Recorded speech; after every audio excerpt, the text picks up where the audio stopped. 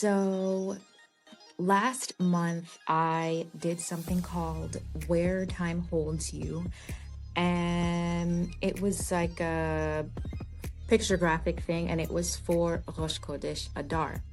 But I didn't really explain what it was. So I want to take a moment to explain exactly what it is because it could easily be confused as astrology, and it is not that.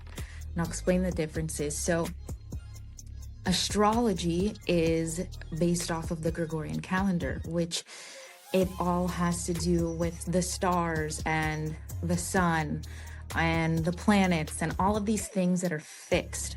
Okay. Now, astrology can be great.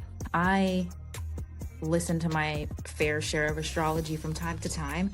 However, it's fixed.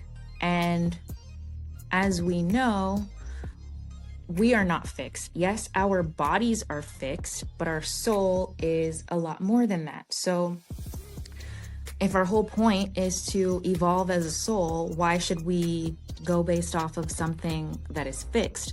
Shouldn't we try to understand more than that so that we can evolve and become aligned? Which is where the Hebrew calendar comes into place. First of all, if we remember, Avraham is one of the greats for this among many reasons, but we all remember that he rose above astrology. Why are we getting stuck in astrology? We should be focusing on rising above it. It's not to say that it's not good to understand or to know or be aware of, but there's something more than that. And astrology tends to like pigeonhole people, and people think, okay, well, this is going to happen. It's like, no, it can happen if you allow it to happen. But the Hebrew calendar, which is, I'll explain a little bit more, it lets you know the energies that are available for you to take advantage of, right? And so that's how Avraham was able to elevate. And so that's where we all need to be. So the Hebrew calendar itself is more based off of the energetic flow of all moments, right? So I'll explain what I mean by that. So most people have heard by now that time is not linear, it's cyclical. And this goes with the Hebrew calendar. I'll get there. So if time is cyclical, a cycle is like a circle, okay?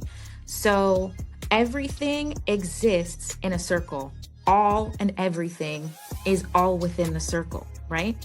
I may be at one point or one moment within that circle. However, just because that's where I am doesn't mean that everything else doesn't exist. It's all available. I just happen to be at one moment within all, right? So I live in LA. That doesn't mean that there's not people alive and well in China. Should you believe that the world is round? So that's the whole point. So the Hebrew calendar, like we said, it's energies, right? All of the energies are always available. However, some energies are stronger and you are more simply able to feel them and understand them, okay? So that's how the Hebrew calendar comes into play. It's telling you this energy is more potent at this time. You can use this energy more now. However, the whole point of knowing the feeling of the energies is so that you can cultivate that energy at whatever point in the cycle you may be, because it's always available all the time. But your body needs to adjust to the feeling of the energy. Your body needs to understand the energy to understand how to bring it up, how to emanate that energy, okay? So that's what Where Time Holds You is. Right now, it's just for Rosh Chodesh. Don't know if it's going to be more frequently than that. If anybody has any questions, feel free to ask. But That's what this is.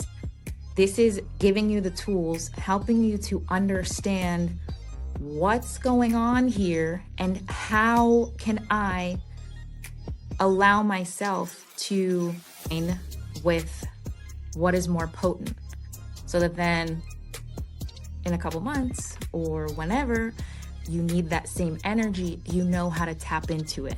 Okay, so that's what Where Time Holds You is. And now, if you tune in for the next one, we're going to do the Rosh Chodesh for Nisan, which is the new month that we're entering now. I was going to have this as a part of I Am Beautiful, but I think it's something that's more intimate, so that's why it's separated. Anyhow, stay tuned for the next one.